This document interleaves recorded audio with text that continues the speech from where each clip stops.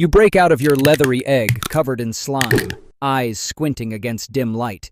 Congrats, you're a Burmese python, roughly the size of your average school ruler. Also, one of maybe 80 siblings.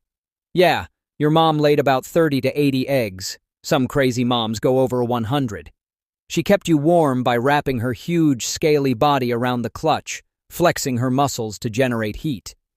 But guess what? The moment you pop out, Mom's like, "Cool, my job's done. Bye forever." From here on out, you're on your own. No hugs, no packed lunch. You squirm past a few slower siblings. One looks half asleep, until another sibling decides he's a snack. 2 gulps later, there's one less in the family reunion. Lesson learned. Staying close isn't always cozy. Sometimes it's just fatal. A few weeks pass. You've added a few shiny inches to your body, now slithering around at nearly a meter long. Pretty impressive, unless you compare yourself to literally anything that might want to eat you. Hawks, mongooses, even other snakes. Basically, you're a wiggly buffet. Your diet starts small. Frogs, baby birds, clueless mice. You're not great at hunting yet. The first time you lunge at a mouse, you miss so badly it sprints over your back and disappears. Smooth. Second try, you grab a frog by the leg. It croaks, kicks, and for a second you panic, like, "Wait, how does this work again?" Then instinct takes over. You coil, squeeze harder. The frog's eyes bulge weirdly. It goes still, and you swallow it whole, legs last. It's a messy meal, but it's yours. Congrats. You've officially learned what constrict means, even if it wasn't pretty. Months roll by. You're not the skinny little noodle you used to be. Now you're over 2 meters long, thick enough that smaller predators think twice before messing with you. You've upgraded your menu too. Mice and frogs are old news. Now it's rabbits, fat pigeons, the occasional clueless duck. Your hunting's gotten smoother. You wait by a trail, tongue flicking, tasting warm little heartbeats in the air. When a rabbit hops past, you strike fast, teeth hooking in, body wrapping around tight. The rabbit kicks once, twice, then goes still. You hold on a bit longer just to be sure. Swallowing, it's awkward.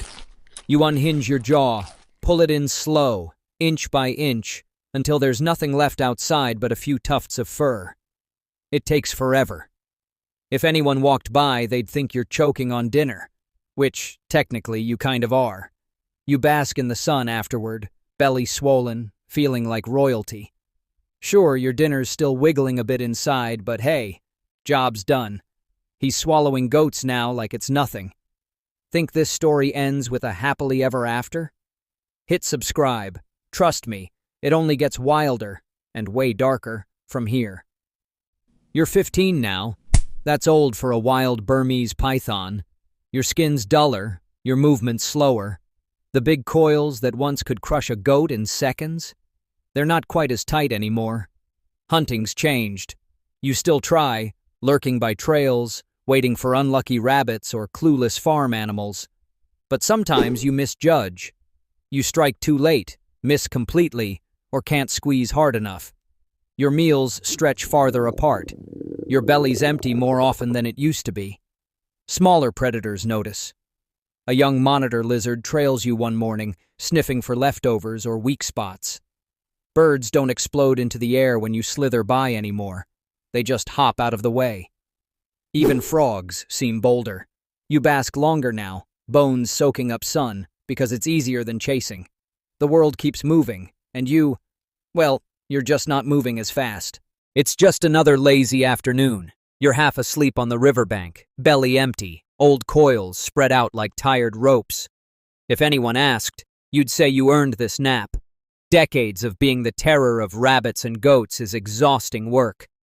Then the water explodes. A crocodile launches out, jaws first. Before your sleepy brain can scream, "Not today," teeth slice into your middle. Bones snap. The croc shakes you like a rag doll. Your tail flails, trying to wrap around something, anything. but all you catch is air. Pain blazes up your spine. Your mouth opens in a dumb, silent hiss. The croc thrashes again, tears off a chunk, and your insides suddenly feel very outside.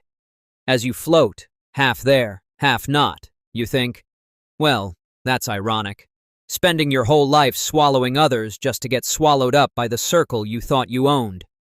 So, after watching all this, would you still want to be a giant python king of the jungle, knowing it probably ends with your guts hanging out of a crocodile's mouth? Drop your answer. I dare you.